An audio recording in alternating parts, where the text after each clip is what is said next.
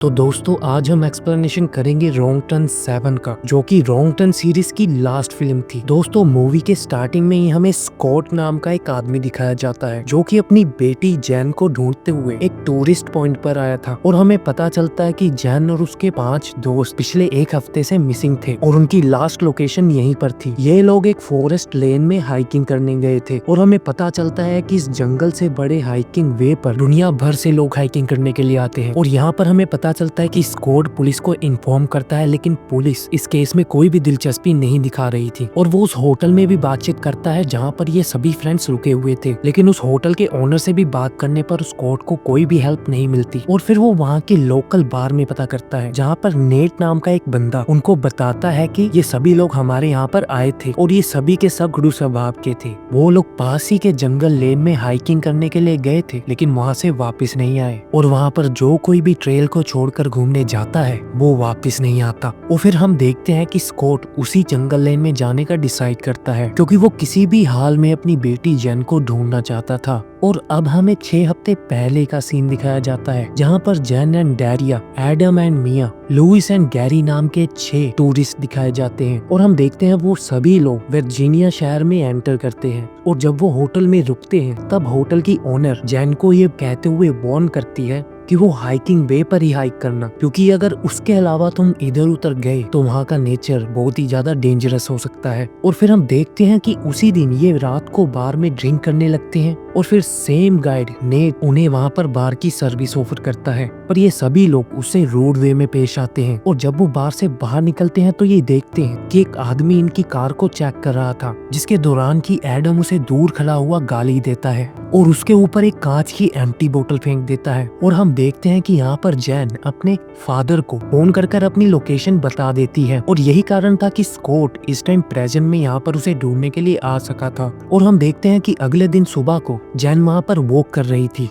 2 local Edith and truthy से मिलती है, जहाँ पर एडिथ एक सेल्स लेडी थी और यहाँ पर जैन उससे एक बैंड खरीदती है। और अब हम देखते हैं कि वो 6 के 6 फ्रेंड्स हाइकिंग पर निकल जाते हैं और वहाँ पर अच्छे से हाइकिंग करते हुए वहाँ के नेचर को एंजॉय कर रहे थे। और वहाँ पर डायरियस ये कहता है कि नीचे जंगल में पास ही में एक सिविल वॉर एरा का मॉन्यूमेंट है, हमें उसे देखने के लिए जरूर जाना चाहिए। और वहाँ पर जैन को छोड़कर बाकी सब एग्री हो जाते हैं। और जैन अच्छे से जानती थी कि उसे ट्रेल से भटकना नहीं चाहिए, पर अपने बॉयफ्रेंड रैरियस के प्रेशर करने पर वो उनके साथ चलने के लिए तैयार हो जाती है। और यहाँ हम देखते हैं कि ये सभी लोग यहाँ पर एक गलत टर्न ले लेते हैं, जो कि इनके लिए रॉन्ग टर्न साबित होता है। और जब ये हाइक कर रहे थे तो इन्हें नजर आता है कि पहाड़ी के ऊपर से एक बहुत बड़ा पेड़ का लट्ठा इन्हीं की तरफ आ रहा था। और सभी लोग इससे भागने की कोशिश करते हैं, लेकिन इस लट्ठे के कारण सभी लोग ढलान से गिर जाते हैं और यहाँ पर सभी को चोटें आती हैं। लेकिन यहाँ पर गैरी की मौत हो जाती है, क्योंकि वो लट्ठा फुल स्पीड से आकर उसकी बॉडी को क्रैश कर चुका था। और उसका बॉयफ्रेंड लुइस उसे मरा हुआ देख काफी शॉक हो जाता है और वो पूरी की पूरी गलती डैरियस पर डाल देता है। और यहाँ पर सभी लोग दुखी थे और ट्रेल की तरफ वापस लौटकर अपने लिए हेल्प लाने के लिए जा रहे थे। और हम देखते हैं कि वो पूरा दिन चलकर भी अपने ट्रेल को नहीं ढूंढ पाते, और इसका मतलब ये था कि वो जंगल में खो चुके थे। और हम देखते हैं कि वहाँ जंगल में रात होने लगती है और साथ ही साथ बारिश भी शुरू हो जाती है, जिस कारण ये जंगल में ही रुककर टेंट लगाकर रात काटते हैं। और आधी रात में जैन उठकर खड़ी हो जाती है, जहाँ पर उसे एक ब्लैक साया दिखाई देता है। और अगली सुबह इन्हें ये पता लगता है कि ये सभी ग्रेवयार्ड में सो रहे थे। और यहाँ पर उन्हें ग्रेवयार्ड में एक बोर्ड दिखाई देता है और उस बोर्ड को पढ़कर उन्हें ये पता लगता है कि सिविल वॉर के दौरान जब शहरी एरिया रहने के लिए खतरे से खाली नहीं था, तब कुछ फैमिलीज यहाँ जंगल में आकर रहने लगी थी। और इन सबके साथ एक घटना और होती है कि इन सभी का सामान और मोबाइल चोरी हो चुके थे और साथ के साथ मिया भी यहाँ से मिसिंग थी। और यहाँ पर एडम पैनिक होकर अपनी गर्लफ्रेंड को ढूंढने जाता है और तभी उन्हें वहाँ पर रूथी दिखाई देती है, जो पहले उन्हें वहाँ उस शहर में मिली थी। और रूथी उसे देखते ही वहाँ से भागने लगती है और साथ ही साथ एडम भी उसके पीछे पीछे भागता है। और हम देखते हैं कि एडम का पैर एक ट्रैप चेन में आकर उसे एक गड्ढे में गिरा देता है और वहाँ पर सभी फ्रेंड उसकी मदद नहीं कर सकते थे, क्योंकि वो गड्ढा काफी ज्यादा गहरा था। और जैन सबसे ये कहती है कि मुझे लग रहा है कि कोई हमें हंट कर रहा है और फौरन अब हमें यहाँ से निकलकर अपने लिए हेल्प लानी पड़ेगी। और हमें पता लगता है कि लुइस, डैरियस और जैन मदद लाने के लिए आगे बढ़ते हैं, जहाँ बढ़ते हुए इन्हें एक वीरान शहर दिखाई देता है और वहाँ उन्हें कई सारे ट्रैकर्स के मोबाइल और सामान मिलता है।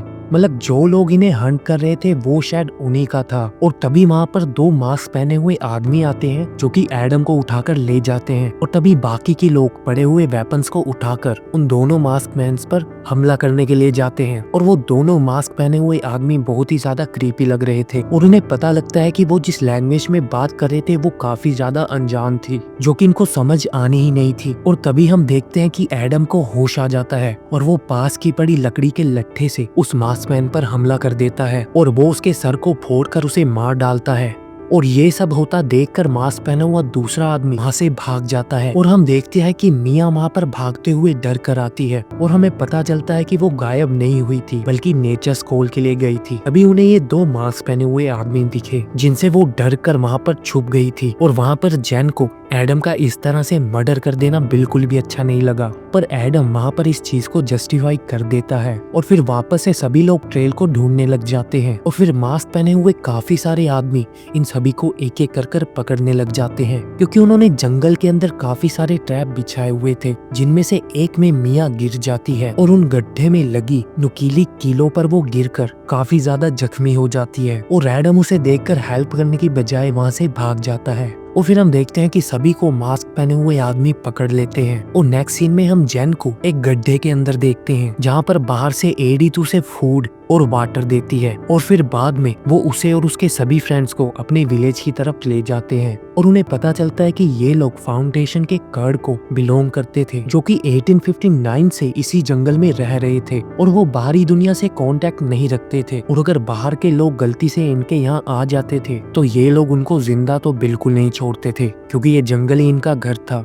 और उन्हें बिल्कुल भी पसंद नहीं कि बाहर का कोई आदमी इनके रहन सहन में दखल अंदाजी दे। और इन सभी ने विलेज के अंदर एक कोर्ट भी बना रखा था जहाँ पर इन सभी का ट्रायल होता है। और विलेज का हेड होता है वेनेबल जो कि एक जज था और वो उन सभी पर मास्क पहने हुए उस आदमी जिसका नाम सैमुअल था उसके मर्डर का आरोप लगाता है। और वहाँ पर एक आदमी होप उनको ये कहता है कि मैं इन सभी को टाउन से ही फॉलो कर रहा हूँ, ये बिल्कुल भी सिविलाइज्ड लोग नहीं है। और इस आदमी ने तो मेरे पर बोतल भी फेंकी थी और मुझे गालियां दी थी। मतलब एडम ने अपनी कार के पास जिस आदमी को देखा था वो यही था। और तभी हमें मॉर्गन दिखाई देता है जो कि सैमुअल के साथ उसी जगह पर मौजूद था, जो कि दूसरा आदमी था जो कि भाग गया था। और वो डिटेल में सब कुछ बताते हुए एडम की तरफ इशारा कर देता है। और वेनेबल इन सभी के सामने लाश को रखकर ये पूछता है क्या तुमने जो ये किया वो सही था। और वो यहाँ पर सिर्फ जैन को ही बोलने देता है। और हम देखते हैं कि जैन यहाँ पर काफी ज्यादा डरी हुई थी तो वो बचने के लिए झूठ बोल देती है कि एडम ने उसको नहीं मारा,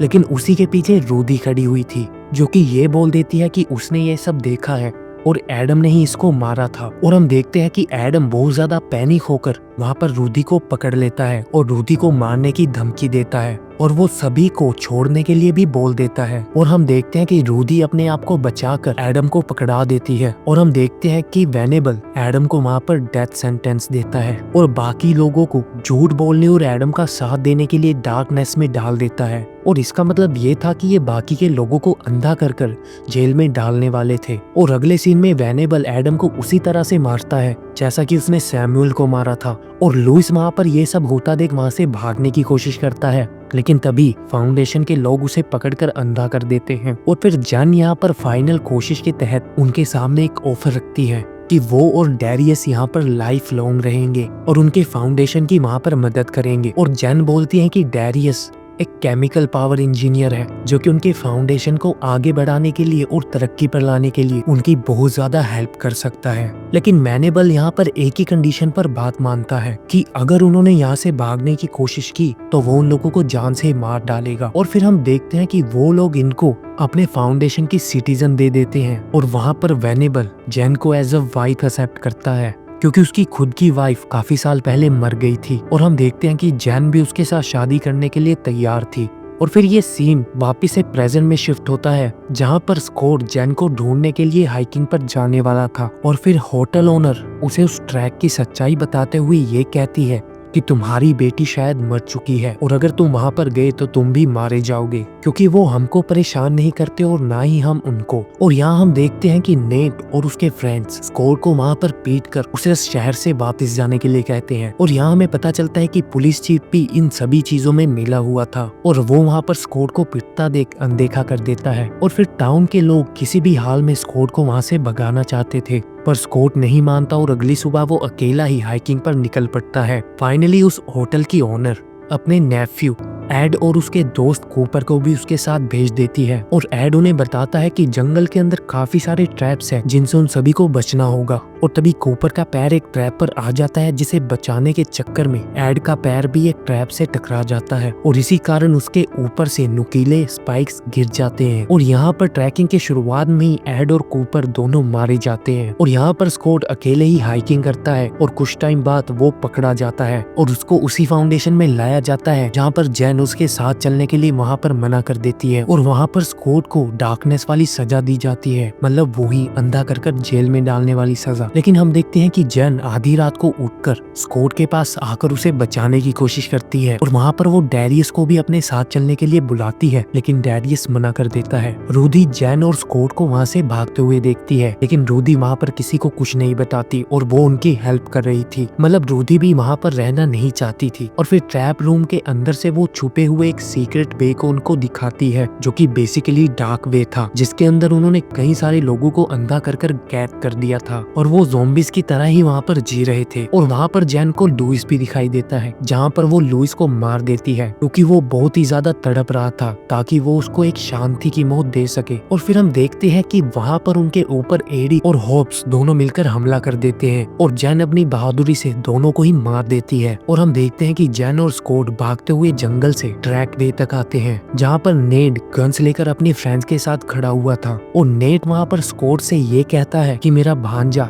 इसी जंगलों में 6 साल पहले गुम हो गया था और मैंने तुम्हारे ऊपर इसलिए हमला किया कि तुम्हारे साथ ये सेम चीज ना हो। और फिर हम देखते हैं कि फाउंडेशन के ढेर सारे लोग इन पर वहाँ हमला करने के लिए आते हैं, जिन सभी को नेट अपनी गोलियों से उड़ा देता है और फिर वो जैन और स्कॉट की जान बचाकर उन दोनों को टाउन में लाता है। और फिर यहाँ पर कई दिन बीत जाते हैं और वेनेबल और ट्रूथी यहाँ जैन के घर आते हैं और वो जैन की मदर को झूठ बोलता है कि वो उनके नए पड़ोसी हैं और वो बिजनेस के सिलसिले में यहाँ पर आए हैं। और जब जैन जॉब से अपने घर आती है तो वहाँ पर वो वेनेबल को देखकर पूरी तरह से शॉक हो जाती है, क्योंकि वो उसके बच्चे से प्रेग्नेंट थी, जिस चीज को वेनेबल भी नोटिस करता है। और जैन यहाँ पर स्मार्टली अपनी स्टेप मॉम और ब्रदर को दूसरे रूम में भेज देती है और वो वहाँ पर वेनेबल से डील करती है कि अगर वो उसकी फैमिली को छोड़ देगा तो वो उसके साथ चलने के लिए तैयार है। और वेनेबल इस चीज से ऑब्वियसली मान ही जाता है और वो तीनों वहाँ से एक वैन में बैठकर जाने लगते हैं, जहाँ पर उस कल्ट के और भी मेंबर थे। और कुछ ही देर में उस वैन का एक्सीडेंट हो जाता है और जैन वहाँ पर वेनेबल और उस कल्ट के लोगों को वहाँ पर मार देती है। और एंड में हमें दिखाई जाता है कि ट्रूथी और जैन